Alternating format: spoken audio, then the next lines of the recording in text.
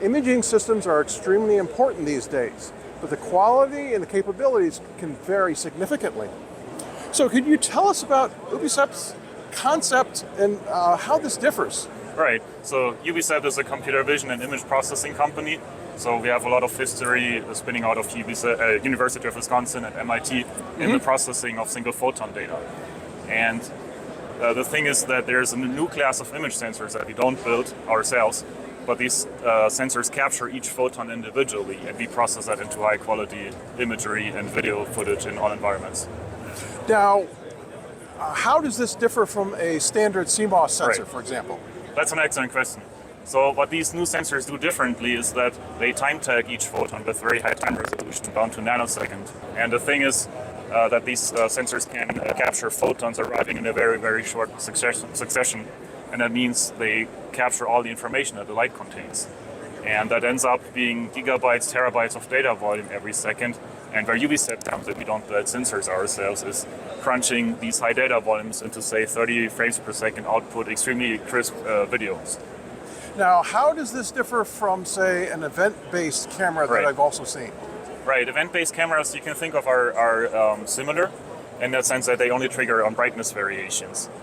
When you think about the smallest brightness variation, right, that's actually a single photon, right? So that means when you capture each single photon, then you have also event output. You can actually emulate the output of single photon sensors into an event-based output if you wanted to.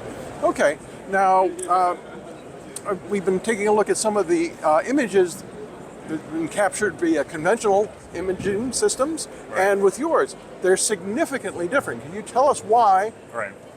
Yeah, I think this is part of the reason, right? Because we capture each photon with super high time resolution, right? So we actually resolve each light particle, and that means we have all that information. What conventional CMOS cameras do, for example, is that they have a certain exposure time, and all the light that arrives in a certain exposure time gets added up and summed, and that's a problem, right? If you have something that is moving in that time frame, this gets blurry. Very interesting. So also another environment might be where you have a bright light and it's very dark out. Are you able to handle that kind of contrast? Exactly. So right now, this camera that we have here, and I'm super proud of it, it's a 1 megapixel single photon sensor. And with this one, we are able, it depends on the processing, we are constantly innovating and advancing things, but we can do at least 500 frames per second with 140 dB dynamic range in each frame, starting from the first photon. So you can pretty much see at night and also bright sunlight at the same time without changing any exposure settings. And obviously, you can see very fast moving objects at the same time. This is our Ubicept flare camera.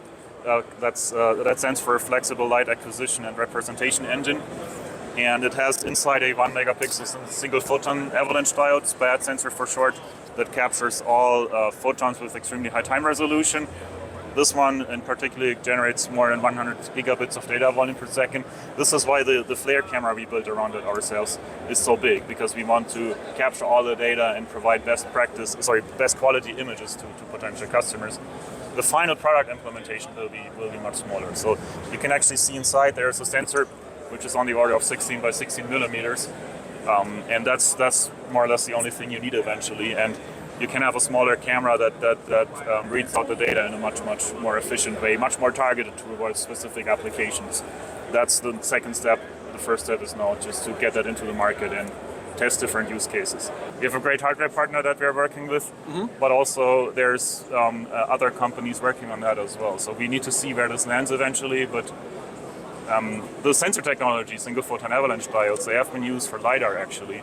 The iPhone 12, 13, 14 Pro models have a LIDAR sensor built in, right? And that sensor, it has a laser array, but the sensor array is a single-photon avalanche diode, which is exactly that technology, right? So it has pixel size of 10 micrometers, and it can be manufactured so cheap that it can go on iPhones. So. Given the dynamic range, the information you're getting back is going to have a larger number of bits per pixel, I assume. Yes. Is that going to be a challenge for some applications because of the amount of data coming back? Yes, that's exactly where Ubicept comes in, right? This is part of our innovation. We have a long history in processing single-photon data, and we can convert gigabytes, terabytes of data volume into high quality, say 30 frames per second output video. They can do high-speed imaging as well, if that is desired. And obviously, I'm sure you're familiar with the trend of 3D stacking, Yes. such that certain compute will actually be put on the chip directly, so you don't need to move gigabytes, terabytes of data volume around. So we actually have the know-how and the IP to do the pre-processing directly on the sensor and have a reduced data flow that can be transferred over conventional interfaces like MIPI, and your application processor, image signal processor can actually pick that up and turn that into any kind of video you want. Okay, very good. So, what are some of the applications that this could be used for? I can think of all sorts, but you Right. probably have a couple you're targeting. Right, I think, sorry about the clumsy term, I think of moving platforms in uncontrolled environments. Right, so a car, a robot, a drone, helicopter, airplanes, and so on. You want to be able to operate these devices at night. Think of advanced driver assistance systems, collision avoidance. Detecting pedestrians at night is really challenging. And you also need to be able to operate in bright daylight. Sometimes you might have the camera face the sun, and then you just can't simply afford having a white frame. That's completely unusable. Exactly. Right, so this is where I think the sensor technology will make a big difference and be very important for sensing. Well, great. Well, thank you for introducing us to a completely new way to take images.